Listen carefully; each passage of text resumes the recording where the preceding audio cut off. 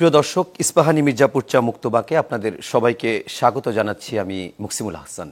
আমরা আজকে বেশ কিছু বিষয় নিয়ে আলোচনা করব। মূলত চাকসু নির্বাচনের ফলাফল যেমন আমাদের আলোচনার বিষয় থাকবে, ঠিক তেমনি আমরা সমসাময়িক রাজনীতির বিষয়, বিশেষ করে আজকে জুলাই সনদ বাস্তবায়ন নিয়ে জাতীয় ঐকমত্য কমিশনের সঙ্গে এবং প্রধান উপদেষ্টার সঙ্গে রাজনৈতিক দলগুলোর বৈঠক ছিল, সেটি একটি গুরুত্বপূর্ণ বিষয়। শিক্ষকরা আন্দোলন করছে এমপিওভুক্ত রাজপথে, এগুলো যেমন আছে, ঠিক তেমনি আমরা দেখছি যে বিএনপি মহাসচিব মির্জা ফখরুল ইসলাম আলমগীর তিনি আজকে ঠাকুরগাঁওয়ে একটি একটি সমাবেশে বক্তব্য দিয়েছেন এবং তিনি বলেছেন যে অনেক সমস্যা হচ্ছে, অনেক কিছু আছে, তর্ক বিতর্ক আছে, কিন্তু সবার আগে নির্বাচন। এমন একটি প্রেক্ষাপটে আমরা আজকের আলোচনার বিষয় নির্ধারণ করেছি সবার আগে নির্বাচন, এবং এই বিষয়ের সঙ্গে আলোচনা করতে যে আমরা সমসাময়িক অন্য বিষয় নিয়ে আলোচনা করব। আলোচনার জন্য আমাদের স্টুডিওতে দুজন অতিথি রয়েছে, আমরা তাদের সঙ্গে পরিচিত হব। আমার ডানে রয়েছেন নীলুফার চৌধুরী মনি, সাবেক সংসদ সদস্য বিএনপি এবং সহ স্বনির্ভর বিষয়ক সম্পাদক, এবং একই সঙ্গে রয়েছেন মুশফিকুস সালেহীন, যুগ্ম সদস্য সচিব, জাতীয় নাগরিক পার্টি এনসিপি। আপনাদের দুজনকেই স্বাগত জানাচ্ছি চ্যানেল 24 স্টুডিওতে। এবং একই সঙ্গে আমাদের সঙ্গে চট্টগ্রাম বিশ্ববিদ্যালয় থেকে যুক্ত হবে দুজন সহকর্মী, সেখানে ফলাফল সংগ্রহের কাজ করছে। আমরা শুরুতেই একটু যাব ইভেন নূরের কাছে। তিনি এই মুহূর্তে রয়েছেন যে জায়গা থেকে ফলাফল ঘোষণা করা হচ্ছে সেখানে। আমি একটু এভেন্নুর আপনার কাছে জানতে চাই, সারাদিন আপনি পরিশ্রম করেছেন চট্টগ্রাম বিশ্ববিদ্যালয়ের, আগেও বেশ কয়েকদিন আপনি সেখানে কাজ করেছেন। দুটি বিষয় আপনার কাছে জানতে চাই। সারাদিনের ভোট গ্রহণের পরে এখন ফলাফলের কি অবস্থা, কারা কতটুকু এগিয়ে আছে জাতি জানতে চায়, এবং সারাদিনের নির্বাচন কেমন ছিল, মোটা দাগে এই নির্বাচনকে আপনি কি বলবেন?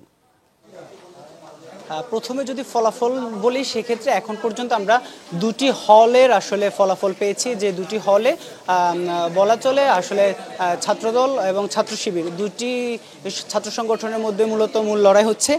সেই জায়গায় আমরা কিছুক্ষণ আগে আমাদেরকে যে হলটির ফলাফল দেওয়া হয়েছে সেটি হচ্ছে সূর্য সেন হল।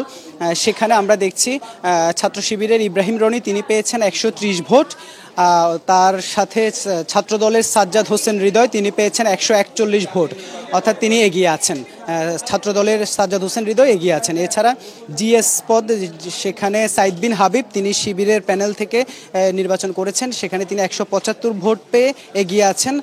তার নিকটতম সাফায়েত হোসেন তিনি ছাত্রদল থেকে জিএস পদে প্রার্থী নির্বাচন করেছেন, সেখানে তিনি পেয়েছেন 53 ভোট। এজিএস পদে আবার আমরা দেখছি সেখানে এগিয়ে আছে ছাত্রদলের তৌফিক, তিনি পেয়েছেন 170 ভোট। তার নিকটতম প্রতিদ্বন্দ্বী হিসেবে মুন্না তিনি পেয়েছেন 65 ভোট। তিনি শিবিরের হয়ে এই যে নির্বাচন, সেই নির্বাচনে প্রতিদ্বন্দ্বিতা করেছেন। এর আগে আমরা আরেকটি যেটি পেয়েছিলাম চারুকলা ইনস্টিটিউটের একেবারেই যেটি সংক্ষিপ্ত ছোট, অর্থাৎ সবচেয়ে কম ভোটার যেখানে, সেখানেও আমরা দেখেছি একই অবস্থা। সেখানে আমরা ছাত্রদলের ভিপি তিনি এগিয়ে আছেন তার নিকটতম প্রতিদ্বন্দ্বী ইব্রাহিম রনি থেকে। আর জিএস পদে সেখানেও আবার একইভাবে ছাত্র শিবির এগিয়ে আছে। এজিএস পদে আবার কিন্তু যেটি এই যে সূর্য সেন হলের মতো, সেখানেও কিন্তু ছাত্রদলের যিনি এজিএস প্রার্থী তৌফিক তিনি কিন্তু এগিয়ে আছেন। বলা চলে মূল যে তিনটি পদ, সেই তিনটি পদের মধ্যে আমরা যদি বলি দুটি, অর্থাৎ ভিপি এবং এজিএস দুটিতে ছাত্রদল এগিয়ে আছে এবং জিএস সেখানে ছাত্র শিবির এগিয়ে আছে। আর কিছুক্ষণের মধ্যে বিজয় 24 হল যেটি, সেটিরও ফলাফল ঘোষণা করার কথা রয়েছে। ওএমআর পদ্ধতিতে ফলাফল ঘোষণা করার জন্য সব ধরনের কার্যক্রম কিন্তু পরিচালনা হচ্ছে, যার কারণে মোটামুটি অন্তত জাহাঙ্গীরনগর বিশ্ববিদ্যালয়ের ক্ষেত্রে যেটি হয়েছে, চট্টগ্রাম বিশ্ববিদ্যালয়ের ক্ষেত্রে অন্তত তেমনটা হবে না বলে আশা প্রকাশ করা হচ্ছে, যেহেতু এখানে অটোমেটিক মেশিনের মাধ্যমে এই যে ফলাফল সেটি গণনা চলছে। আর আমরা 5টি কেন্দ্রে একসাথে ফলাফল গণনা চলছে, তার মধ্যে যেখানে 15টি হল, তার মধ্যে 2টি আমরা কিন্তু এখন পর্যন্ত পেয়েছি। আর সারাদিনের নির্বাচন যদি বলেন, সেক্ষেত্রে কিন্তু সারাদিনই শান্তিপূর্ণভাবে, একেবারে শান্তিপূর্ণ এবং সুষ্ঠুভাবে ভোট গ্রহণ সম্পন্ন হয়েছে। পাশাপাশি আমরা যদিও সন্ধ্যার পর আমরা দেখেছি যে আসলে বিশ্ববিদ্যালয় 1 নম্বর গেট এলাকায় ছাত্রদল এবং ছাত্র শিবির দুটি ছাত্র সংগঠনের সমর্থকরা জড়ো হয়েছেন, সেখানে কিছুটা উত্তেজনাকর মুহূর্ত তৈরি হয়েছে। সেখানে পুলিশ গিয়ে কিন্তু তাদের, আপনি আমাদের সঙ্গেই থাকুন। আমরা একটু চট্টগ্রাম বিশ্ববিদ্যালয়ে আমাদের আরো একজন প্রতিনিধি রয়েছেন জুবায়ের মঞ্জুর, তার কাছ থেকে একটু জেনে আসছি।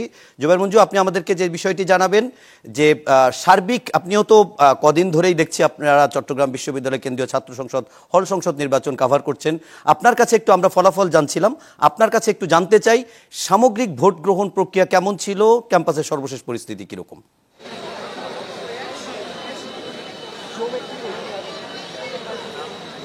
হ্যাঁ, নিশ্চয়ই মুকসিমুল, আমার সহকর্মী ইভেন নিশ্চয়ই ফলাফলের কথা বলেছেন, আপনাকে জানিয়েছেন, আপনার মাধ্যমে দর্শককে জানিয়েছেন। আমি এখন অবস্থান করছি চট্টগ্রাম বিশ্ববিদ্যালয়ের যে ব্যবসায়ী প্রশাসন অনুষদ আছে, যেখান থেকে আসলে চূড়ান্ত ফলাফল প্রকাশ করা হবে, সেখানকার নিচে অবস্থান করছি। আপনাকে এখানকার একটু পরিবেশ নিশ্চয়ই আমি দেখাতে চাই, আপনার মাধ্যমে দর্শকদের দেখাতে চাই। আপনি নিশ্চয়ই ক্যামেরার মাধ্যমে হয়তো দেখতে পাচ্ছেন, আমি নিশ্চয়ই হাজারো শিক্ষার্থী কিংবা হাজারো ভোটার যেটি বলি না কেন, তারা সবাই মুখে আছে তাদের যেই ৩৫ বছরের যে অপেক্ষা, সেই অপেক্ষা যে শেষ হতে চলেছে, সেই চূড়ান্ত ফলাফলের অপেক্ষায় তারা এখানে অবস্থান নিয়েছে। এর আগে আমরা খুব সুন্দর একটি দৃশ্য আসলে অবলোকন করেছি। আমরা দেখেছি যে ঠিক ভবনের সামনেই ছাত্রদল সমর্থিত যে ছাত্রদল সমর্থক যারা আছে, অর্থাৎ ছাত্রদল সমর্থিত যে প্যানেল আছে, সেই প্যানেলের যারা সমর্থক আছে, একই সাথে ছাত্র শিবিরের যে প্যানেল আছে তাদের যে সমর্থকরা আছে, এর বাইরে আরও বেশ কয়েকটি প্যানেলের সমর্থকদের একসাথে তাদের আমরা স্লোগান দিতে দেখেছি। স্লোগানটি এমন ছিল, বাংলাদেশ নিয়ে তারা একসাথে কাজ করতে চায়, এমন স্লোগান নিয়ে ঐক্যের স্লোগান আমরা তাদের মুখে শুনতে পেয়েছি। একই সাথে তারা গজলে গেছেন, তারা একই সাথে তাদের মুখে প্যালেস্তাইনের যে বিষয়টি সেটিও তাদের মুখে উঠে আসছে, এবং সবার মুখে একটা আমরা দেখেছি যে তাদের উজ্জ্বল, একই সাথে তারা যে দীর্ঘদিনের অপেক্ষার যে অবসান হয়েছে, সেই অবসানের পরে মানুষের মধ্যে যে একটা আনন্দ অনুভূতি থাকে, সেটি আমরা আসলে তাদের মধ্যে লক্ষ্য করেছি।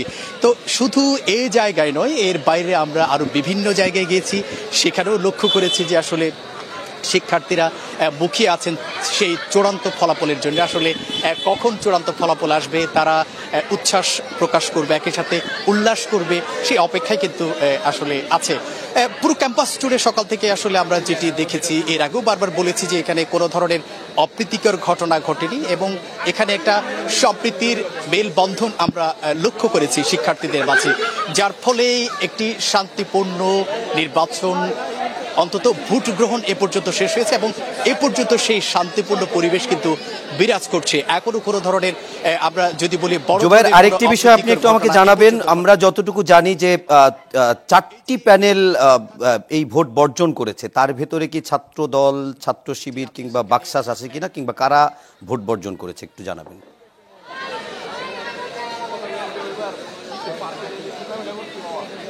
আচ্ছা, আমি বেশ আসলে নির্বাচনের পরপরই বেশ কয়েকটি প্যানেলকে আমরা দেখেছি তারা ভোট বর্জন করতে, তবে সেখানে আমি নির্দিষ্ট করেই আপনাকে বলতে পারি সেখানে কোনো ছাত্র শিবির প্যানেল ছিল না, একই সাথে ছাত্র দল সমর্থিত কোনো প্যানেল ছিল না। তো যাই হোক, আসলে সব মিলিয়ে যেটি বলবো যে পুরো দিনটাই ভোটের আমেজে গেছে এবং অনেকটা শান্তিপূর্ণ পরিবেশে গেছে। তো আমরা আশা করব যে নির্বাচন কমিশনের পক্ষ থেকে যেটি বলা হয়েছে, ভোটের ফলাফল পেতে হয়তো সকাল পর্যন্ত গড়াবে, এবং এই সময়টা পর্যন্ত, এমনকি ভোটের পরে ফলাফল ঘোষণার পরেও এই যে শান্তিপূর্ণ পরিবেশ, এটি বজায় থাকবে এমনটা আমরা আশা করি। আর আপনার কিছু জানবার আছে কিনা? অনেক অনেক ধন্যবাদ জুবায়ের মঞ্জুর এবং ইভেন মীর, আপনারা দুজনই আমাদের সঙ্গেই থাকবেন। আমরা পরবর্তীতে আবারও এই অনুষ্ঠানের শেষের দিকে ফলাফল এবং সার্বিক পরিস্থিতি নিয়ে আপনাদের কাছে জানার চেষ্টা করব। আমরা একটু আলোচনায় আসি। মনিয়াপা, আপনাকে দিয়ে শুরু করি। জাকসুর পরে এবার চাকসু নির্বাচন, এই দুটি নির্বাচনের পরে আমরা দেখছি যে এখানেও একটু ভিন্ন মনে হচ্ছে, যে ছাত্র দল এবং ছাত্র শিবিরের মধ্যে এখন পর্যন্ত মনে হচ্ছে হাড্ডাহাড্ডি লড়াই হচ্ছে। সামগ্রিকভাবে আপনিও তো নির্বাচন পর্যবেক্ষণ করেছেন, এই নির্বাচন কেমন ছিল? ধন্যবাদ আপনাকে, যারা শুনছেন আমার শুভেচ্ছা অভিনন্দন, আমার সহ আলোচককে শুভেচ্ছা। দেখেন, আমরা তো আসলে চাই যে একটা আমাদের সন্তানরা ইলেকশন করবে, তারা শিখবে, তারা হাতে কলমে, তাদের নিশ্চয়ই তারা ভালোভাবে প্রতিযোগিতা হোক, আমরা এটা চাই। হাড্ডাহাড্ডি লড়াই হোক কিংবা একচেটিয়া পাশ করুক, কিন্তু সেখানে যেন সত্যিকার প্রতিযোগিতাটা হয়। তো আমরা আপনাদের মাধ্যমে শুনলাম, আরও টেলিভিশনগুলো দেখে এসেছি, আমি দিনে বেশ কয়েকবার মনিটরিং করেছি। ওখানে কিন্তু কিছু সমস্যা যে নাই তাও বলা যাবে না। সমস্যাগুলো আপনি ইতিমধ্যে বামদের একজন কেফাতুল্লাহ নামে একজন ভিপি প্রার্থীরা সহ ওনার দল পদত্যাগ করেছেন। পদত্যাগের পরে ওনারা বেশ কিছু সমস্যা তুলে ধরে পদত্যাগ করেছেন এবং অন্যরাও সেই সমস্যাগুলোর সাথে একমত। শিবিরের ভিপি প্রার্থী সেও কিন্তু প্রেস কনফারেন্স করেছেন ছাত্র দলের উপর বা তাদের উপর একটা, আমি যে দল সাপোর্ট করি দেখে বলবো না তা না, তাদের উপর একটা দেওয়ার চেষ্টা করেছেন, সমস্যা তুলে ধরার। আবার ছাত্র দলও কিছু সমস্যা তুলে ধরার চেষ্টা করেছেন। সব মিলে যদি আমি ওইখানের হিসাব করি, যে আমি চাই যে সব কিছু মিলে যে একটা দুইটা কিন্তু এক্সাম্পল হয় না, এক্সাম্পল সংখ্যাগরিষ্ঠতা নিয়ে হয়। তো আমরা সত্যিকার অর্থে অভিনন্দন জানাতে চাই আগামীকাল পর্যন্ত থেকে। তবে এইখানে একটা কথা বলি যে ওএমআর পদ্ধতি, এই পদ্ধতিটা কিন্তু আসলে ওইভাবে ওইটা নিয়েও একটা সমস্যা সংশয় থেকে যেতে পারে, সেটা একটা বিবেচনা করা দরকার ছিল। এর আগে ওএমআর পদ্ধতিতেও আমরা যা দেখেছি, আবার গণনা, ভোট গণনা জাহাঙ্গীরনগরে 48 ঘন্টা ছাড়িয়ে যাওয়াটাও আমরা দেখেছি। তো আমার মনে হয় না যে এত 60% ভোট কাউন্ট হয়েছে 27,000 সামথিং ভোটের মধ্যে। 60% ভোট কিন্তু গুনতে অত সময় লাগার কথা না, অত বড় বিশ্ববিদ্যালয় যদি সময় দেয়। যাই হোক, আমরা অপেক্ষা করছি। তবে যে ইতিমধ্যে যে সমস্যাগুলো নির্ণয় হয়েছে, ওই কেফাতুল্লাহ পদত্যাগ করার সময় তুলে ধরেছে এবং যুক্তিসঙ্গত মনে হয়েছে। আমি সেই জায়গা থেকে কিছু তুলে ধরছি। যেমন তারা বলেছে 335 নম্বর কক্ষে জাল ভোট পাওয়া গেছে, 223 নম্বর কক্ষে 80টির বেশি ব্যালট বিতরণ করা হয়েছে, আইটি ভবনে স্বাক্ষর ছাড়া ব্যালট প্রায় 400 ব্যালটের মতো এরকম শুনেছি আমি, যে স্বাক্ষরবিহীন ব্যালট পাওয়া গেছে। অমোচনীয় কালি, এখানে দেখেন দুইটা এর আগে দুই বিশ্ববিদ্যালয় একই ঘটনা ছিল। মনে হয় বাংলাদেশে বোধহয় অমোচনীয় কালিটা বোধহয় উঠে গেছে, আমার এরকম মনে হয়। থার্ড বিশ্ববিদ্যালয় যেখানে ইলেকশন হচ্ছে, সেখানে সবাইকে একটা কালিকেই চুজ করে, কেন করে আই ডোন্ট নো। তো এই যে অমোচনীয় কালিটা মুছে গেছে তাদের। কাটা পাহাড় রোডে ইসলামিক ছাত্র আন্দোলন সমর্থিত একটা প্রার্থীর ফ্রেম বানানো দেখা গেছে।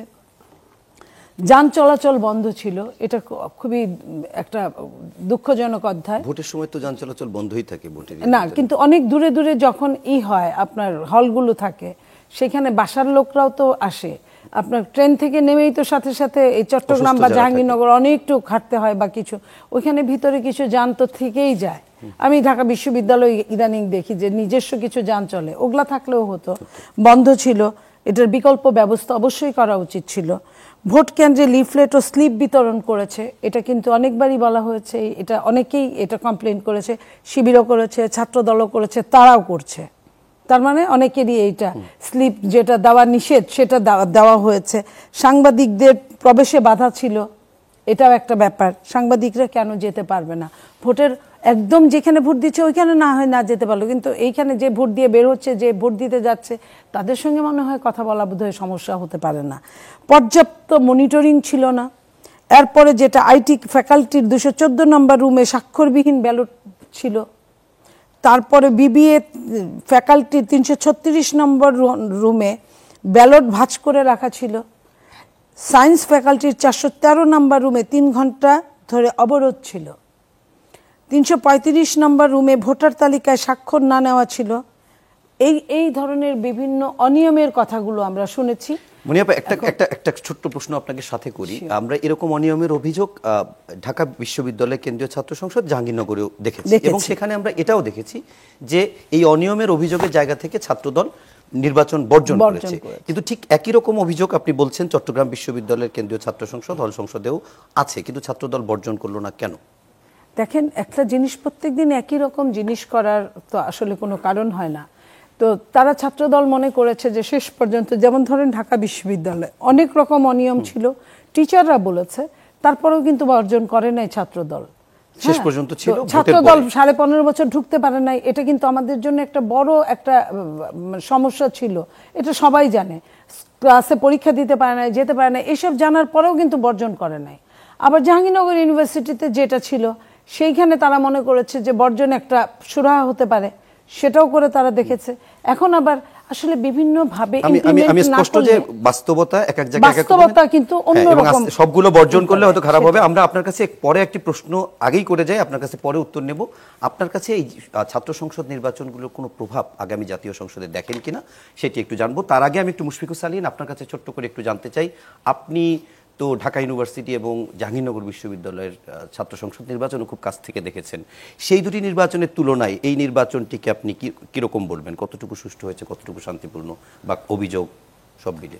ধন্যবাদ আপনাকে এবং সালাম এবং শুভেচ্ছা যারা শুনছেন এবং আমার সহ আলোচক মনি আপাকে। যতটুকু আজকে সারাদিন যাবৎ দেখলাম এবং দিনের শেষে গত কিছুক্ষণ মিডিয়াতে যতটুকু আসলে দেখেছি দূর থেকে, আমার কাছে মনে হয়েছে যে ঢাকা বিশ্ববিদ্যালয় এবং জাহাঙ্গীরনগর বিশ্ববিদ্যালয়ের ছাত্র সংসদ নির্বাচন যতটুকু প্রশ্ন উঠেছিল নির্বাচনের বিভিন্ন বিষয় নিয়ে, সে তুলনায় চট্টগ্রাম বিশ্ববিদ্যালয় একটু কম এসেছে বলে মনে হয়েছে। সেই অভিযোগগুলো কিছুটা রিপিটেশন রয়েছে। যেমন আমরা সবগুলো বিশ্ববিদ্যালয়ে শুনেছি যে ওই ভোট গ্রহণ লাইভ দেখানোর কথা, যে এলইডি স্ক্রিনে, সেই এলইডি স্ক্রিন বারবার বন্ধ হয়ে যাওয়ার কথাটা 3টা বিশ্ববিদ্যালয় আমরা দেখেছি। আমাদের মনে হচ্ছে বাংলাদেশে কি আসলে কোনো অমোচনীয় কালি নাই, যে কারণে আমরা দেখছি যে সব জায়গাতেই এই এক জিনিস ঢাকা বিশ্ববিদ্যালয় হলো, তার খুব অল্প বিরতিতে বুঝলাম জাহাঙ্গীরনগর বিশ্ববিদ্যালয়, চট্টগ্রাম বিশ্ববিদ্যালয় কেন একই সংকট হলো, এবং এটার পিছনে আসলে কোনো বিষয় আছে কিনা, এটা সাংবাদিকদের খতিয়ে দেখা উচিত। আসলে কোত্থেকে এই কালি কেনা হয়, বা বাংলাদেশে কি এটার মানে অ্যাভেলেবিলিটি কম নাকি, একই সংকট কেন বারবার হচ্ছে? তবে সার্বিকভাবে মনে হয়েছে যে ওই দুটো বিশ্ববিদ্যালয়ের তুলনায় এই বিশ্ববিদ্যালয়ের নির্বাচনে নিয়ে অভিযোগ কম। তারপরে আমরা দেখেছি যে 3টা প্যানেল বর্জন করেছে, বামপন্থী প্যানেল, আরেকটি প্যানেল সে বিশ্ব ইনসানিয়াত বিপ্লব স্টুডেন্ট ফ্রন্ট সমর্থিত একটা প্যানেল, তারাও নির্বাচন বর্জন করেছে। এবং অভিযোগটা কিন্তু সব জায়গায় কিছুটা কমন, সেটা হচ্ছে যে প্রশাসন একটু একপাক্ষিক আচরণ করছে বলে আমরা এক ধরনের অভিযোগ দেখেছি। তবুও মনে হচ্ছে যে ধরুন ঢাকা বিশ্ববিদ্যালয় এবং জাহাঙ্গীরনগর বিশ্ববিদ্যালয়ে সারাদিন যাবত আমরা তো মোটামুটি সোশ্যাল মিডিয়া সরব ছিল, বিভিন্ন অভিযোগ, বিভিন্ন ধরুন ছোটখাটো কনফ্রন্টেশন, সেগুলো নিয়ে, সেই তুলনায় আজকে তেমনটা দেখিনি। আরেকটা ব্যাপারে একটু আপনি যদি বলতেন, যে আমরা এই 3টা ছাত্র সংসদেই, চট্টগ্রাম বিশ্ববিদ্যালয়টা এখনো বলতে পারি না, কিন্তু ঢাকা বিশ্ববিদ্যালয় এবং জাহাঙ্গীরনগর বিশ্ববিদ্যালয় আমরা দেখেছি যে গণ অভ্যুত্থানের শক্তির মানে নেতৃত্ব যেটি ছাত্র সংসদে, সেটি বাকশাস থেকে এসেছে। সেই প্যানেল অনেককেই হতাশ করেছে। সেটির কারণ আপনাদের কি কোনো অ্যানালাইসিস আছে কিনা, যে কি কারণে এত খারাপ করলো? দেখুন, ঢাকা বিশ্ববিদ্যালয়ে যেটা হয়েছে, এখানে মূলত ছাত্র শিবির এবং ছাত্র দলের মধ্যে প্রতিদ্বন্দ্বিতা হয়েছে। জাহাঙ্গীরনগর বিশ্ববিদ্যালয়ে আবার ছাত্র শিবির এবং বাকশাসের মধ্যে প্রতিদ্বন্দ্বিতা হয়েছে বেসিক্যালি। আর এখানে চট্টগ্রাম বিশ্ববিদ্যালয়ে বাকশাস আলাদাভাবে কোনো প্যানেল দেয়নি, বাকশাসের বিভিন্ন সদস্যরা বিভিন্ন প্যানেলে ছিল। একটি বিষয় সত্য বা একটি বিষয় বাস্তব, সেটি হচ্ছে যে এই গণঅভ্যুত্থানের যাদেরকে বলা হচ্ছে নেতৃত্ব দানকারী শক্তি, এই ধরুন বাকশাস, এই সংগঠনটির জন্ম আসলে অল্প কয়েক মাস হয়েছে, এবং এরা কিন্তু এর আগে বিভিন্নভাবে বিভিন্ন দলে বলি বা বিভিন্ন গ্রুপে বিভক্ত হয়ে অ্যাক্টিভিজমে জড়িত ছিল। আমরা জানি একটা গ্রুপ ছাত্র শক্তিতে রাজনীতি করত, কিছু মানুষ যারা ওই গণ অভ্যুত্থানের মধ্য দিয়েই এই রাজনৈতিক প্রক্রিয়ায় যুক্ত হয়েছে। অর্থাৎ অন্যান্য দলগুলোর তুলনায় এইখানে একটি দলীয় স্বকীয় চরিত্র দাঁড়ানো এবং একটি সাংগঠনিক কাঠামো এবং শৃঙ্খলা দাঁড়ানোর জন্য যে পরিমাণ সময়টা প্রয়োজন, সেই পরিমাণ সময়টি আসলে বাকশাস পায়নি। এবং একই সাথে বাকশাসকে হয়তো কিছুটা নিজেদের রাজনীতির স্বরূপটা কী হবে, চরিত্রটা কেমন হবে, কোন আদর্শিক লাইনে রাজনীতি করবে, সেটাও নির্ধারণ করতে একটু সময় দেওয়া মনে হয় প্রয়োজন। আমি এক মিনিটের ভিতরে একটা প্রশ্নের একটু উত্তর দিবেন, যে আপনার কাছে কি মনে হয় যে ঢাকা ইউনিভার্সিটি এবং জাহাঙ্গীরনগর বিশ্ববিদ্যালয়ে ছাত্র শিবিরের একটা বিশাল বিজয় বলা যায়, ভূমিধস জয় বলা যায়, যেটি চট্টগ্রাম বিশ্ববিদ্যালয়ে একটা হাড্ডাহাড্ডি লড়াই, তো এই 3টা নির্বাচনের এই ফলাফল আপনি কিভাবে অ্যানালাইসিস করবেন? আমি জাহাঙ্গীরনগর বিশ্ববিদ্যালয়ের ব্যাপারে একটা বিষয় একটু ডিসএগ্রি করি, যে আসনের সংখ্যা বা যতগুলো জাকসুতে যতগুলো পদ রয়েছে সেই হিসাবে ভূমিধস বলতে পারি, কিন্তু ভোটের হারের ক্ষেত্রে কিন্তু আসলে ভূমিধস বিজয় ওখানে হয়নি। ওইখানে অধিকাংশ ক্ষেত্রেই যদি আপনি দ্বিতীয় এবং তৃতীয়, ধরুন ভিপি, জিএস, এজিএস, এই কয়েকটা পোস্ট বাদ দিলে অধিকাংশ ক্ষেত্রে দ্বিতীয় এবং তৃতীয় প্রার্থীর ভোট যোগ করলে ওটা শিবিরের প্রার্থীর চেয়ে বেশি, এবং অধিকাংশ ক্ষেত্রে শিবিরের ভোটাররা ভোট পেয়েছেন 20 to 25%। তো সেই জায়গায় এটাকে ভূমিধস আসলে ঠিকভাবে সেইভাবে বলা যায় না। তবে এইটাকে যেভাবে দেখছি, সেটি একটা জিনিস মনে হয়, সেটা হচ্ছে যে বহুদিন যাবৎ বাংলাদেশে যেই রাজনৈতিক দলগুলোকে বা যেই ছাত্র রাজনৈতিক দলগুলোকে ক্যাম্পাসে স্টুডেন্টরা দেখেছে, তাদের ব্যাপারে একটা নেতিবাচক মনোভাব হয়তো এখানে একটা প্রভাব পড়েছে। এখন চট্টগ্রাম বিশ্ববিদ্যালয় এবং রাজশাহী বিশ্ববিদ্যালয় এটা দেখার বিষয়, এখানে অনেক দিন যাবতই ছাত্র শিবির বেশ প্রভাব রেখে যায়, তো সেটার কোনো প্রভাব নির্বাচনের ফলে পড়ে কিনা। অলরেডি আমরা দেখছি যে এখানে ছাত্রদল অন্যান্য ক্যাম্পাসের চেয়ে ভালো করছে, বলা যায় শিবির অন্যান্য ক্যাম্পাসের চেয়ে একটু কম ভালো করছে। অনেক ধন্যবাদ। আমরা একটা বিরতি নিয়ে আবার ওই আলোচনায় আসবো। দর্শক, ইস্পাহানি, মির্জাপুর চা, মুক্তবাকে এ পর্যায়ে নিচ্ছি ছোট্ট একটি বিরতি, সঙ্গেই থাকুন, ফিরছে একটু পরে।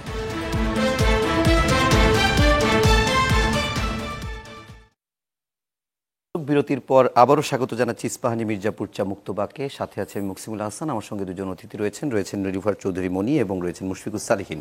মনিয়াপা, আপনাকে যে প্রশ্নটি আগেই রেখেছিলাম যে এই যে ছাত্র সংসদ নির্বাচনগুলোর ফলাফল আমরা দেখছি এবং যে নির্বাচনটি দেখছি, দুটি অংশ, প্রথম হচ্ছে নির্বাচন এবং নির্বাচনের সঙ্গে নিয়ম অনিয়মের যে বিষয়টি, আরেকটি হচ্ছে ফলাফল। এই দুটির প্রভাব জাতীয় নির্বাচনে কি দেখেন? দেখেন, দুটির প্রভাবের মধ্যে আমি মনে করি না, কারণ কি এটা একটা গুরুত্বপূর্ণ সবগুলো বিশ্ববিদ্যালয়, কারণ এই ছাত্ররাই আগামী দিনের ফিউচার, রাষ্ট্রনায়ক। এখান থেকে হাতে খড়ি দেওয়া, শেখা, সব কিছু করা, অবশ্যই বিশ্ববিদ্যালয়গুলো গুরুত্বপূর্ণ, কিন্তু এটার সাথে জাতীয় নির্বাচনের সম্পর্ক যে খুব সিরিয়াস কিছু হবে, যদি বা হতোই, তাহলে আমাদের যে মান্না ভাই, উনি 2 বার ভিপি ডাকসুর, চট্টগ্রামের চাকসুর বোধহয় জিএস ছিলেন। তো এই যে 3 বার এত এত স্টার খুব কম মানুষের আছে ছাত্র অবস্থায়, তা সে কিন্তু বলছে যে আমি পরবর্তী জীবনে আর কিছুই হতে পারি নাই। উনি একবার এমপিও হতে পারে নাই। ঠিক তেমনি বামরা আগে, আপনি যদি খেয়াল করেন, বামরা কিন্তু সব ভিপিজিএস হতো আগে ডাকসুর বা অন্য ইউনিভার্সিটিগুলা। এখন আপনি যদি বলেন যে 90-এর ঘটনাটা, এটা কিন্তু একটা কাকতালীয় আপনার, এই কারণে যে বিএনপি যে 90-91 ক্ষমতায় আসবে, এটা অনেক সময় বিএনপিও ওরকম মনে করে নাই। তারা আন্দোলন করেছে মাঠে থেকে এবং এক কথায় আন্দোলন করেছে। তারা যে কথা বলেছে কাজে পরিণত করেছে। আওয়ামী লীগ যেটা করেছে তা উল্টা কাজ করেছে। তারা এরশাদের সাথে ভোটে যাবে না, এরশাদের সাথে ভোটে গিয়েছে। হ্যাঁ, বলছে যে যে যাবে সে জাতীয় বেঈমান হবে, অথচ তারা নিজেরাই গিয়েছে। বিএনপি কিন্তু যায় নাই। যে কারণগুলো মানুষ কিন্তু খুব কাছে থেকে এই জিনিসগুলো জাস্টিফাই করে। তো ওই জাস্টিফাই এদিকে আপনার ডাকসুতে যখন ইলেকশন হয়েছে এবং ওইখানে ছাত্রলীগ আপনার যে ঘটনাটা তার মূল দল করেছে, সেটার সাফার করতে হয়েছে ছাত্রলীগকে। হ্যাঁ, তো এই যে ডাকসু ওইখানে আপনার পাশ করে গেছে বিপুল ভোটে, এবং জনগণের একটা ম্যান্ডেট, বাসার স্টুডেন্ট তোই বেশি। ওই সময়টায় নারীরা অনেক ভোট দিয়েছে ছাত্রদলকে। তো এই সব কিছু মিলে ওইটা ছিল এক্সেপশনাল থিং। ওটা দেখে যে আমি বারবার বলবো, এছাড়া কিন্তু আর কোনো প্রুফ নেই। এখনকার ছাত্র সংসদকেও কি এক্সেপশনাল মনে হচ্ছে কিনা? না, এখনকার ছাত্র সংসদকে এই জন্য এক্সেপশনাল মনে হচ্ছে না, কারণ আপনার আমরা যে নির্বাচন করতাম, ধরেন 18 বছর আগেই বলি বা 20 বছর আগে বা 23-24 বছর আগে, 2001-এর নির্বাচনই লাস্ট নির্বাচনটা ছিল।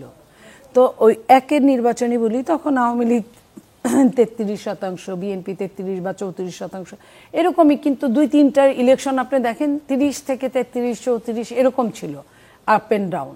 তো তখন জামাতের যে অবস্থা ছিল 5, 6, 7, 8 এরকম, সেটা এখনো যখন আপনার নির্বাচনগুলো এখন যে ওইটা অনেক বেশি হয়ে গেছে তা কিন্তু না। আমরা কিন্তু ওটা দেখলে বুঝি যে কতটুকু কিভাবে। তাহলে কি আমরা এরকম বলতে পারি যে আপনার দৃষ্টিতে যে এই নির্বাচনের যে ফলাফলটা, তার সঙ্গে জাতীয় নির্বাচনের ফলাফল খুব বেশি মিলবে এরকম কিছু না? এটা মিলবে না। যদি মিলতো তখনই 19-20 যদি হতো, যে দলগুলোর মধ্যে তো পার্থক্য আছে। এখন আপনি দেখেন, ছাত্র দল 15.5 বছর ঢুকতে পারে নাই কোনো বিশ্ববিদ্যালয় ক্যাম্পাসে, পরীক্ষা দিতে পারে না ঠিক মতো, না তাদের পড়ালেখা হয়েছে, না তারা তাদের বন্ধু বাৎসল্যতা হয়েছে। একসঙ্গে ঘুমালে থাকলে কিন্তু একটা সম্পর্ক হয়, সেটা হয় নাই। পাশাপাশি আপনার যে দলটা পাশ করলো, তারা কিন্তু তাদের লেবাস চেঞ্জ করে, তারা কিন্তু ওপেন ডিক্লেয়ার দিত না দলের, যে কারণে তারা থাকতে পারতো। কেউ আওয়ামী ছাত্রলীগ করতো, কেউ কোনো দলই করতো না, বুঝাতো যে আমরা কোনো কিছু করি না, কিন্তু ভিতরে ভিতরে ছাত্রী সংস্থা করতো, ছাত্র শিবির করতো। এই জিনিসগুলো তাদের কিন্তু অনেক দিন, আজকের যে ভিপি তার কিন্তু পদ অনেক দিন গোপন ছিল, যেটা কিনা জুলকারনাইন ছায়ের পর্যন্ত লিখছিল। আমি পড়ছিলাম যে এই ছেলেটা এত ভদ্র ভালো, বাট এই যে এটা করে আমি জানতাম না। তো এই জিনিসগুলো তারা কিন্তু ওইভাবে তাদের টেকনিক চেঞ্জ করে তারা রাজনীতি করতে পেরেছিল বা করেছিল, যেটা ছাত্রদল করতে পারে নাই, করে নাই। তারা এইটা কল্পনার মধ্যে বিএনপি আনতে পারে না কোনোদিন, যে তারা অন্য কোনো, দেখেন এত মার খাইছে, গুম হয়েছে, খুন হয়েছে, জেলে লক্ষ লক্ষ ছাত্র যুব দল নেতা, বিএনপি নেতারা জেলে পড়ছে, কারো হাত নাই, কারো পা নাই, অনেক রকম সমস্যা সাফার করছে, তারা কিন্তু নাম চেঞ্জ করে নাই। তো এই জায়গাটায় এই সাফারটা আপা, করেছে আমরা এই তারা ইস্যুটা নিয়ে কারণে। খুব বেশি বাড়াবো না, আমরা একটু জাতীয় রাজনীতিতেও যাব। তার আগে মুশফিকুর সালিহিন, আপনার কাছে এই প্রসঙ্গে শেষ প্রশ্ন, সেটি হচ্ছে এই নির্বাচনগুলোর ফলাফলে কি মনে হয় যে একটা বিশাল ছাত্রদের ভিতরে একটা প্যারাডাইম শিফট হয়েছে, বা তরুণ প্রজন্ম ভিন্নভাবে ভাবছে, বা আমাদের চিন্তার কে অনেকটা পরিবর্তন করে দিচ্ছে, বা আমাদের প্রেডিকশনকে অনেকটা ভুল প্রমাণ করছে, এবং যদি সেটি মনে হয় তাহলে কারণ কি?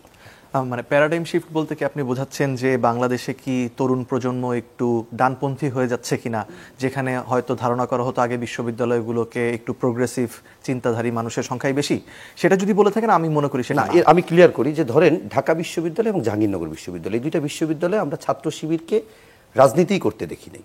সেখানে তারা এলাম, দেখলাম, জয় করলাম, সেটাকে নিয়ে বলছি আমি। দেখুন, আমি মনে করি না, একটু কিছুটা প্যারাডাইম শিফট হয়েছে, কিন্তু যে এক্সটেন্টে মনে করা হচ্ছে সেই এক্সটেন্টে হয়নি।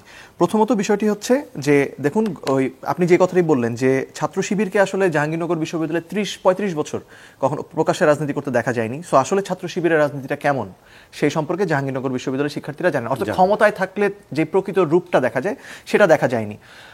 দ্বিতীয় বিষয় হচ্ছে ঢাকা বিশ্ববিদ্যালয়ের ক্ষেত্রেও ঘটনাটা অনেকটা একই রকম, কিন্তু এর পাশাপাশি আরেকটা বিষয় হচ্ছে যে এটা ঠিক যে গত 15 বছরে যেহেতু ছাত্র শিবির প্রচণ্ড নির্যাতিত ছিল, এবং এই নির্যাতনের টুল হিসেবে ন্যারেটিভের জায়গা থেকে মুক্তিযুদ্ধকে ব্যবহার করা হয়েছে, রাজাকার শিবির ট্যাগগুলোকে ব্যবহার করা হয়েছে, এবং করতে করতে দেখুন 2013 সালে যেই বিষয়টি ছিল প্রচণ্ড রকম বড় স্টিগমা, এখন এসে সেই জিনিসটা আসলে যখন শেখ হাসিনা বললেন যে রাজাকার শব্দটাকে উনি ওনার পলিটিক্যাল টুল হিসেবে দমন করতে, সাধারণ শিক্ষার্থীদেরকে দমন করতে ব্যবহার করলেন, তখন এই যে অস্ত্রটা, এই অস্ত্রটা আর ব্যবহারযোগ্য থাকলো না, যে কারণে শিক্ষার্থীদেরও কিন্তু এই ভূমিকাও যেহেতু তাদের গণঅভ্যুত্থানে কিছুটা ছিল, সে কারণেও তারা কিছুটা এদিকে ইতিবাচকভাবে দেখেছে। কিন্তু তার চেয়ে বড় হিসেবে বিষয় যেটি কাজ করেছে সেটি হচ্ছে সাংগঠনিক সক্ষমতার জায়গাটি, দ্বিতীয় বিষয় হচ্ছে ইনভেস্টমেন্টের জায়গাটি, এবং তৃতীয় বিষয় হচ্ছে প্রশাসনের জায়গাটি। আমি যদি একে একে আসি, ধরুন ছাত্র শিবিরের যেটি মনিয়াপা বলছিলেন, আমি বিস্তারিত না বলি, কিন্তু সোজা বাংলায় যদি বলি যে ছাত্র শিবিরের গত 15 বছরে আন্ডারগ্রাউন্ডে হলেও সাংগঠনিক একটা কাঠামো বিস্তারিত ছিল, এই বিশ্ববিদ্যালয়গুলোতে ছিল, এবং থাকার ফলে যেটা হয়েছে তাদেরকে 5 আগস্টের পরে নতুন করে রিগ্রুপ হতে হয়েছে, কেননা অনেক সময় তাদের এক হলের কর্মীরা অন্য হলের কর্মীদেরকে চিনত না। কিন্তু যেটা হচ্ছে তাদের যেহেতু সাংগঠনিক একটা কাঠামো রয়েছে, তারা নতুন করে রিগ্রুপ হওয়াটা তাদের জন্য ইজিয়ার ছিল। কিন্তু ধরুন বাকছার্সকে নতুন করে সংগঠন গড়তে হয়েছে, আর ছাত্রদলকে নতুন করে সংগঠন গড়ার মতোই করতে হয়েছে, কেননা 15 বছর ছাত্রদলের কেউ ক্যাম্পাসে থাকেনি, হলে থাকেনি, কোনো সামাজিক সংগঠন, সাংস্কৃতিক সংগঠনের ভিতরে, ইনফ্যাক্ট অন্যান্য পলিটিক্যাল পার্টির ভিতরে তারা ইনফিল্ট্রেটর হিসেবে কাজ করেনি। না করার কারণে তাদেরকে নতুনভাবে রাজনৈতিক যখন গড়তে গেছে, তখন তাদের যে সংকটটা ফেস করতে হয়েছে সেটা হচ্ছে ক্যাম্পাসগুলোতে আমরা দেখেছি এক ধরনের ওই লেজুর ভিত্তিক ছাত্র রাজনীতির বিরুদ্ধে এক ধরনের মুভ আমরা দেখেছি, সেই মুভগুলো সাধারণ শিক্ষার্থীদের ব্যানারে করা হয়েছে। কিন্তু আমরা দেখলাম যে ছাত্র সংসদগুলোতে ঘুরে ফিরে যে এই লেজুর ভিত্তিক, তথাকথিত লেজুর ভিত্তিক ছাত্র রাজনৈতিক যেগুলো দল, তারাই আবার জিতে আসলো। তাহলে যারা আসলে গত 1 বছরে এই লেজুর ভিত্তিক ছাত্র রাজনীতি বা এই যে ছাত্র দলকে ক্যাম্পাসে হলে ঢুকতে না দেওয়া, ছাত্রদলকে বা ধরুন বাকছাস যে কারণে হলে কমিটি দেয়নি, যে হলগুলোতে কমিটি করতে না দেওয়ার যেই কারণে ঘটেছে, যে সাধারণ শিক্ষার্থীরা আসলে এই ধরনের রাজনীতি হয়তো পছন্দ করবে না, কিন্তু আমরা দেখেছি একটি সংগঠন তারা প্রত্যেকটা হলে হলে তাদের এই সাংগঠনিক কাঠামোটি বিভিন্ন টিম আকারে ছিল। তো থাকার কারণে কি হয়েছে, যেটি হচ্ছে তারা তাদের ইতিবাচক কর্মকাণ্ড তারা কিন্তু করেছে, তারা যে ওয়েলফেয়ার পলিটিক্স, ছাত্রদের সমস্যার সমাধানে এগিয়ে যাওয়া, এই কার্যক্রমগুলো তারা করতে পেরেছে। তারা হলে হলে হয়তো পানির ফিল্টার দিতে পেরেছে, কিন্তু এই দেওয়ার সুযোগটা পেয়েছে কারণ তাদের সাংগঠনিক কাঠামোটা ছিল, যে সুযোগটা কিন্তু অন্য কোনো সংগঠনের ছিল না। দ্বিতীয় বিষয় হচ্ছে আমরা বিশ্ববিদ্যালয়গুলোতে 5 আগস্টের পর থেকে দেখেছি যে এই কথাগুলো এখন ওপেন হয়েছে, এবং আমার মনে হয় যে সামনে আরও পরিষ্কার হবে। সেটি হচ্ছে বিশ্ববিদ্যালয় প্রশাসনগুলোর মূলত নিয়ন্ত্রণ নিয়েছে জামাতপন্থীরা, এবং এই আরেকটি যেটা হয়েছে সেটি হচ্ছে বিএনপিপন্থী এবং জামাতপন্থীরা, যেহেতু আওয়ামীপন্থীদেরকে বিভিন্ন পদ থেকে সরাতে হবে, অল্টারনেটিভ অপশন হিসেবে ছিল মূলত কারা, বিএনপিপন্থী, জামাতপন্থী, এবং কিছু ক্ষেত্রে এখানে একটা লাইন যোগ করতে পারি, সেটা হলো যেমন সাদা কিন্তু শুধুমাত্র বিএনপি না, জামাত সহ এই জায়গাটায় সবচেয়ে সমস্যাটা হলো এই জায়গাটায়, ওই জায়গাটায় কে যে জামাত, কে যে বিএনপি, এইখানে একটা আমাদের বড় এটা একটা বিশাল একটা মানে ডিজাস্টার করে ফেলছে। আমি একটা উদাহরণ যদি দেই, ওই সময় 5 আগস্টের পর একটা রব উঠেছিল যে নির্দলীয় শিক্ষক চাই। তো আমি একটি বিশ্ববিদ্যালয়ের এরকম একজন শিক্ষকের প্রস্তাব আসতে শুনেছি, যিনি বিশ্ববিদ্যালয়টি এখন প্রো ভিসি হিসেবে দায়িত্ব পালন করছেন। ওনাকে বলা হচ্ছে একজন নির্দলীয় শিক্ষক হলে ভালো হয়, ওনার অনেক প্রোফাইল ভালো, আবার চট্টগ্রামে বাড়িও। তো ওনারকে পরবর্তীতে বিশ্ববিদ্যালয়ের প্রো ভিসি হিসেবে নিয়োগ দেওয়া হলো এবং এখন উনি বিশ্ববিদ্যালয়ের জামাতপন্থী শিক্ষক হিসেবে পরিচিত। এবং এই যে যেটি আপা বলছিলেন যে 4 দলীয় জোট থাকার কারণে তো আসলে একটা সুবিধা হয়েছিল যে বিএনপি জামাত মিলেমিশে একাকার হয়ে গিয়েছিল। এবং এই বিএনপি হিসেবে পরিচিত অনেক শিক্ষকদেরকে এখন আমরা দেখছি তাদের কার্যক্রমগুলো কিন্তু আসলে একটু শিবিরের জন্য সুবিধাজনক হচ্ছে। এই সুবিধাটা তারা পেয়েছে। নির্বাচনগুলো ফেয়ার হয়নি এটা কিন্তু বলছি না, কিন্তু এই সুবিধাগুলো ম্যাটার করে। নির্বাচনটা কখন হবে এইটাও কিন্তু একটা গুরুত্বপূর্ণ সিদ্ধান্ত। কোন সময়ে কোন ছাত্র সংগঠনটা নির্বাচনের জন্য প্রস্তুত। এবং আরেকটি বিষয় হচ্ছে ইনভেস্টমেন্ট। আমরা শুনেছি যে এই যে ঢাকা বিশ্ববিদ্যালয় ডাকসু নির্বাচন কেন্দ্রিক যেই পরিমাণ খরচ করা হয়েছে এবং ঢাকা বিশ্ববিদ্যালয়ে যারা কাভার করতে যেসব সাংবাদিকরা গেছেন এদের মধ্যে একটা বড় অংশের আমরা দেখি মোবাইল জার্নালিস্ট। এই জার্নালিস্ট আসলে কারা, এটা নিয়েও কিন্তু অনেক প্রশ্ন রয়েছে। তো এই একটা বিষয় রয়েছে। মানে ধরুন যারা মেইন স্ট্রিম মিডিয়াতে, ধরুন চ্যানেল 24 যিনি চাকরি করেন তিনি একজন সাংবাদিক, কিন্তু মোবাইল নিয়ে যিনি একটা ফেসবুক পেজ খুলে জার্নালিস্ট হয়ে যাচ্ছে, সেটা তো সব জায়গা করছে। এই এখানে একটা বড় অভিযোগটা রয়েছে। বাস্তবতা আসলে সাংবাদিকরা খতিয়ে দেখতে পারেন, কিন্তু অভিযোগটা রয়েছে এদের মধ্যে। আমি আপনার কথা বুঝলাম, সোশ্যাল মিডিয়ায় তাদের ব্যাপক নিয়ন্ত্রণ রয়েছে। আমরা এখানে আর বাড়াবো না, যেহেতু আপনার যে অভিযোগগুলো বা যে বক্তব্যগুলো সেগুলোর অংশীজন এখানে নাই যে উত্তর দিতে পারবে, এরকম কেউ নাই। শুধু এতটুকু আমাকে বলেন যে ঢাকা ইউনিভার্সিটি এবং জাহাঙ্গীরনগর বিশ্ববিদ্যালয় শিবির অনেকটা পরিচয় গোপন করেই বা অনেকটা গুপ্ত থেকেই কিংবা তাদের প্রকাশ্যে তারা আসেনি বা রাজনীতি কোনো কোনো জায়গায় একদম অলিখিত বা লিখিতভাবে নিষিদ্ধ ছিল। সুতরাং এই জায়গাটা আমি বাদ দিলাম। রাজশাহী এবং চিটাগাং ইউনিভার্সিটিতে ছাত্রদলও একসময় প্রচন্ড দাপটে ছিল, ছাত্র শিবিরও ছিল। সেখানে দুই দলই প্রকাশ্যে করেছে, গোপনেও করেছে। সেখানে তার মানে এরকম ফলাফল হবে না। এই জায়গায় যেটা বলতে চাচ্ছি, আমি মনে করি যে ডাকসু এবং জাকসুর তুলনায় রাকসু এবং চাকসুতে একটু ডিফারেন্ট হবে। কিন্তু এখানে আরেকটা বড় বিষয়, যেই বেনিফিটটা ছাত্র শিবির সবচেয়ে পেয়েছে, সেটি হচ্ছে দেখুন ওই যে আপনি বলেন প্যারাডাইম শিফট ঘটেছে কিনা। শিবির যে রাজনীতিটা করেছে, এটা কি শিবিরকে আমরা যেভাবে চিনি, জামাতকে আমরা যেভাবে চিনি, সেই রাজনীতিটা করেছে? উল্টা বলা যায়, আমরা যেই একটা মধ্যপন্থী একটি ধরুন সকলের জন্য সহাবস্থানমূলক একটি রাজনীতি দেখতে চাই বিভিন্ন জায়গা থেকে, শিবির কিন্তু ওই রাজনীতিটা তাদের ক্যাম্পেইনের মধ্যে দেখিয়েছে। তো এখন আসলে তাহলে প্রশ্ন তৈরি হচ্ছে, আসলে শিবির কি কোনটা শিবির, কোনটা ভাবছেন সেটা না, যেটা দেখছি সেটা শিবির এখন, নাকি শিবির আবার পুরনো রূপে চলে যাবে? মানে ধরুন জামাতের যেই কারণে আপনি যে প্রশ্নটা আপাকে করলেন যে জাতীয় নির্বাচনে এটার প্রতিফলন দেখা যাবে কিনা, জামাতের বিভিন্ন নেতারা এখন যে ইসলাম কায়েমের কথা বলে বা ধরুন দাঁড়িপাল্লায় ভোট দিলেই ভেস্তে যাওয়া যাবে এই ধরনের কথা বলছেন, আমরা কিন্তু সাদিক কায়েমকে সেই ধরনের কোনো কথা বলতে দেখিনি। তিনি যে রাজনীতিটি করেছেন সেই রাজনীতিটা শিক্ষার্থীরা গ্রহণ করেছে এবং একই সাথে ছাত্রদল এবং বাকশাসও যদি বলি, তারা বিকল্প রাজনীতিটা উপস্থাপন করতে ব্যর্থ হয়েছে। এবং একই সাথে 5 আগস্টের পরে বিএনপির বিভিন্ন নেতিবাচক কর্মকাণ্ডর একটা প্রতিফলন ছাত্রদলের উপরে মানুষের পড়েছে এবং মানুষের সাধারণ শিক্ষার্থীদের মধ্যে একটা ভয় ছিল যে ছাত্রদল কি আবার ছাত্রলীগ হয়ে ফিরে আসবে কিনা। আর বাকশাস যেহেতু অল্টারনেটিভ হিসেবে দাঁড়াতে পারেনি, তাদের সামনে দেখা যাচ্ছে যে যারা ওই যে সুন্দর রাজনীতি, সুন্দর কথা বলছে এবং তাদের ব্যাপারে এখন পর্যন্ত তাদের নেতিবাচক কোনো স্মৃতি নেই, সেই কারণে শিবিরকে বেছে নিয়েছে। কিন্তু সেই শিবির আসলে যেই শিবিরকে হয়তো মনি আরাপারা ক্যাম্পাসে ফেস করেছেন, সেই শিবির আর এই শিবিরের মধ্যে একটা আকাশ পাতাল পার্থক্য। আপা আমরা একটু এখন জাতীয় রাজনীতিতে যাব। সেটি হচ্ছে যে আজকেও আপনি জানেন যে জাতীয় ঐকমত্য কমিশনে প্রথমে কমিশনারদের সঙ্গে প্রধান উপদেষ্টা বৈঠক করেছে, তারপরে রাজনৈতিক দলগুলোর সঙ্গে কথা বলেছে এবং প্রধান উপদেষ্টা বলেছেন যে ফেব্রুয়ারিতে নির্বাচন হবেই এবং বলেছেন যে জুলাই রূপে এখন বাস্তবায়ন করতে হবে এবং সবাই সইও করবে। কিন্তু এর মধ্যে আমরা এটিও আজকের আলোচনার পরে দেখলাম যে কয়েকটি বাম দল, 4-5টি বাম দল তারা নির্বাচনে অংশ মানে দুঃখিত জুলাই সনদে সই করবে এবং একই সঙ্গে আপনার এনসিপিও, এনসিপিটা আমি পরে আসবো, এনসিপি এরকম একটি কথা বলেছে তারা দেখে শুনে তারপরে অস্পষ্টতা রয়ে গেছে। তো মানে জুলাই সনদ আমরা সেই শুনলাম প্রথমে 15 তারিখ, তারপরে এখন চেঞ্জ হলো 17 তারিখ, তার আগে আবার বসলাম, মানে এত বিড়ম্বনা কেন? দেখেন, এটাকে একটা জিনিস সনদটাকে যখন সাবস্টিটিউট করে দেখা হচ্ছে, আমার কাছে এটা আমার এক কথায় মানে আমার কাছে মনে হয় যে প্রথমে তো এনসিপি সহ জামাতরা বলল সংবিধান ছুঁড়ে ফেলে দাও। যখন তারা সংবিধানটা ছুঁড়ে ফেলে দিতে পারলো না, আপনার প্রোক্লেমেশনটা করতে পারলো না এবং জুলাই ঘোষণাপত্রটা যখন তাদের মনোপুত হলো না, তারা কিন্তু মন খারাপ করে বিভিন্ন জায়গায় চলে গেল এবং তারা অনেকেই এটার মধ্যে ভেটো দিল, একরকম অদৃশ্য ভেটো বা দৃশ্যত ভেটো। তো সেই জায়গায় তারপরে আসলো জুলাই সনদটা, তারা এটা নিয়েই থাকতে চাইলো এবং এই সনদের মধ্যে তারা যা তাদের স্বপ্ন ছিল, স্বপ্নের বাস্তবায়ন যেটা পারে নাই আপনার কি বলে সংবিধান সরাতে, সেই জায়গাটা এইখানে এসে ভর করলো, এই যে 84টা। এবং এইখানে বিএনপি কি করলো, যেটা সম্ভব না সেটার মধ্যে নোট অফ ডিসেন্ট দিল। দেওয়ার পরে বিএনপি কিন্তু ওই জায়গা থেকে এখনো সরে নাই, যেটা নোট অফ ডিসেন্ট সেটা নোট অফ ডিসেন্টই থাকবে। আপনি ইলেকশন করেন, যাই করেন, সেম কথা, উপায় নাই। একটা দেশ চালাতে গেলে অনেক কঠিন জায়গায় উপনীত হতে হয়। সালাউদ্দিন ভাইয়ের মাথা দুইটা না ঘাড়ের উপর, তার একটা মাথা, তাকে জবাবদিহিতা করতে হবে। আজকে যে কাজটা আমি করব, আমাকে যদি 2 বছর পরে ওইটার জবাবদিহিতা করতে গিয়ে আমাকে যদি রাজাকার হতে হয়, আমাকে যদি দালাল হতে হয়, তাহলে তো এটা আমি করতে পারি না। আমি যদি এখনই বুঝি আমার করা উচিত না। সালাউদ্দিন ভাই ওই জায়গাটায় আছে, আমি জাস্ট এটাই মনে করি।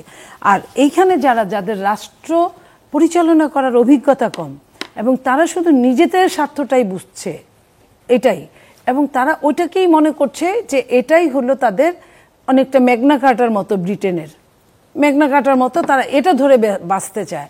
এটার যে শোনেন, আমি ওদের উদ্দেশ্যে, একজন প্রতিনিধি আমার সামনে আছে, ও আমার অনেক ছোট, আমি তাদের উদ্দেশ্যে এইটুকু বলতে চাই, সংবিধানে স্পষ্ট লেখা যে এই গণতন্ত্রের বাইরে যে সরকার আসুক তার কি হতে পারে।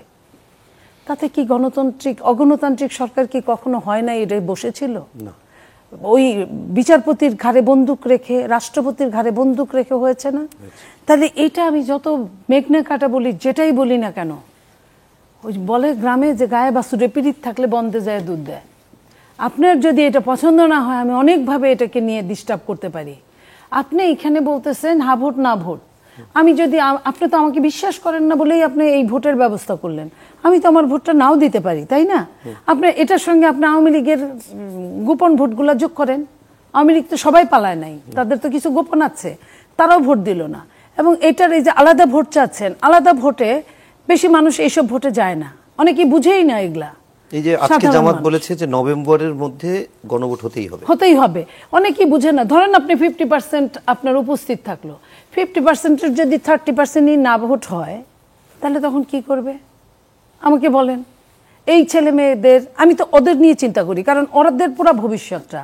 আমরা না হয় জামাত যারা করে, আমাদের একটা বয়স হয়েছে, বাট ওরা তো ছোটবেলায় মূল দল করে, সো ওদের তো বয়স কম, সাফার করবে কারা? পরবর্তী প্রজন্ম। তা এই যে যারাই আসুক, তারা কি ওদের ক্ষমা করবে? ওরা তো সামনের কাতারে ছিল, ওরা তো আমাদের জন্য যুদ্ধ করছে, তার মানে ওদের সেভ করাও আমাদের দায়িত্বের মধ্যে পড়ে। আমি যত কথা সার্জিস্টে বলি, হাসনাতকে বলি বা ইসেকে বলি, কিন্তু ওকে সেভ করার দায়িত্বটা কিন্তু আমার নৈতিক দায়িত্ব। এইখানে কোনো বাধা নাই।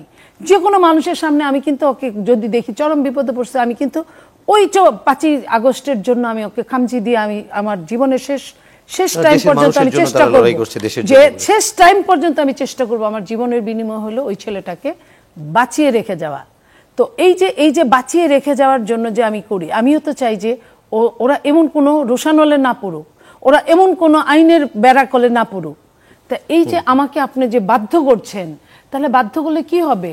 আপনি না হয় আপনার অন্য কোনো উপায় আছে, আপনার অনেক টাকা পয়সা আছে, কিন্তু এদের কয়জন? 2-4 জনের হয়তো কিছু টাকা পয়সা হয়েছে, এদের সবার তো পয়সা হয় নাই। তাহলে এরা কি করবে, যাদের ফিউচারটা সমস্ত বাংলাদেশের জন্য পড়ে আছে?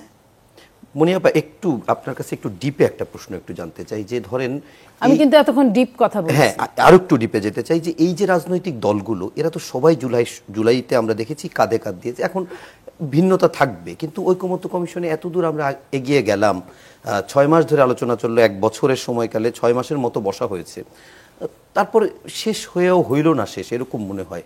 আসলে কারণ কি? যেটি বললেন যে এরকম সমস্যা হতে পারে নির্বাচন না হলে, আজকেও মির্জা ফখরুল ইসলাম আলমগীর একটা বক্তব্যকে আমি একটু কোট করি, আপনি এটা সহ উত্তর দিন। আন্দোলন বাদ দিয়ে নির্বাচন করতে দিন, পরে তর্ক বিতর্ক করা যাবে। ঠাকুরগাঁওতে এক মতবিনিময় সভায় মির্জা ফখরুল ইসলাম আলমগীর বলেছেন, দেশের মানুষ ভোট দিতে চায়, দয়া করে আন্দোলন বাদ দিয়ে নির্বাচন শেষ করতে দিন, তারপর বিভিন্ন বিষয় নিয়ে তর্ক বিতর্ক করা। একদম সলিড কথা বলেছে, এখানে কোনো একটা শব্দ নাই যে ওটাকে আপনি বাদ দিতে পারেন। আপনাকে যে কোনো মূল্যে, আমি যদি নির্বাচন না করতে পারি, তাহলে যে তৃতীয় শক্তিটার উদ্ভব হবে, সেই তৃতীয় শক্তির সঙ্গে কিন্তু ফ্যাসিস্টের একটা চরম সম্পর্ক আছে, সবাই ক্ষতি হবে, সবাই ক্ষতিগ্রস্ত হবে। এই কথাটাই তারা বুঝছে না। আমার ক্ষমতাটা কিন্তু বড় কথা না, আমি ক্ষমতা না পাই আপনি পাবেন, আপনি না পাক ও পাবে, তিনজনের যে কোনো একজন পাইতে পারি, কিন্তু তাতে কি হবে? ওই ফ্যাসিস্ট, যে ফ্যাসিস্ট চলে গেছে সে কি পুরা গেছে? যায় নাই। আপনার পুরা যদি যেয়ে থাকে তাহলে আপনার যমুনার সামনে কিভাবে মিছিল হয়? পুরা যদি যায় থাকে তাহলে এনসিপির অফিসের সামনে 2 দিন পরে পরে ককটেল বিস্ফোরণের সঙ্গে মিছিল হয় কেমনে? ওরা তো কাউরে ধরতে পারে না। তাহলে এই যে আশেপাশে, ঢাকার আশেপাশে আওয়ামী লীগ দাঁড়িয়ে আছে কিংবা ঢাকার ভিতরে দাঁড়িয়ে আছে, আপনি এটা কি করবেন? জামাত না হয় তার অনেক টাকা পয়সা দিয়ে বাইচা যাবে, জামাত না হয় ভিতরে আন্ডারে অনেকের সাথে লিয়াজু করে, আওয়ামী লীগের সঙ্গে লিয়াজু করে তার ছেলেমেয়েরা থাকছে না, তার লোকজন থাকছে না। তারা যখন, আপনি খেয়াল করেন, যখন আওয়ামী লীগ জামাতকে যখন করে দিল, ব্যান করে দিল, তখন কিন্তু আপনার ওই কুষ্টিয়া, ভেড়ামারা, ওইদিকে পাবনার ওইদিকে ম্যাক্সিমাম জামাতের লোকরা কিন্তু আওয়ামী লীগে যোগদান করলো। আমরা কিন্তু এটা নিয়ে তখন অনেক কথা বলছি। ওপেন যারা যোগদান করছে ওদেরটা আমরা বুঝতে পারছি, ভেতরে ভেতরে যারা ছাত্রলীগ বানায় ফেলছে তাদের তো আমরা বুঝতে পারিনি।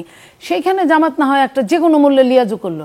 জামাত যেমন তার সিনিয়রদের মেরে ফেললে তারা লিয়াজু করেছে, এটা সবাই করতে পারবে না। নো, এনসিপি পারবে না, বিএনপি পারবে না, বাম পারবে না, জাতীয় পার্টি পারবে না, কেউই পারবে না। এটা ওপেন করতে হবে, ওপেন করবে। এদের মধ্যে এই জিনিসটা নাই। এটা জামাত হয়তো অনেক দিনের পুর খাওয়া দেখে হয়তো এটা সে শিখেছে, বা তার শিখার রাস্তাটাই ওইটা, অন্য কোনো রাস্তা সে চেনে না। আর আমিও ধরেন আমি যে রাস্তায় চলি এই রাস্তার বাইরে আমি চিনি না, এটা হতে পারে। তো এই জায়গাটায় আমি মনে করি যে প্রত্যেকের একটা কিছু নিয়ে ছাড় দেওয়া উচিত। আপনার সনদে যেটুকু হয়েছে ইনাফ, এইটুকু নিয়েই আমরা সিগনেচার করি। বিএনপি যে বলছে একদিনে নির্বাচন হবে, হোক না। আপনার শোনেন, নির্বাচনের দিন 3 দিন পরে এমপিরা গেজেট পাবে, এমপিরা লিগ্যাল হবে 3 দিন পরে, কিন্তু সনদের যে ভোটটা হবে ওই দিনই কিন্তু কনফার্ম, ভোটের গণনার পরেই কিন্তু কনফার্ম।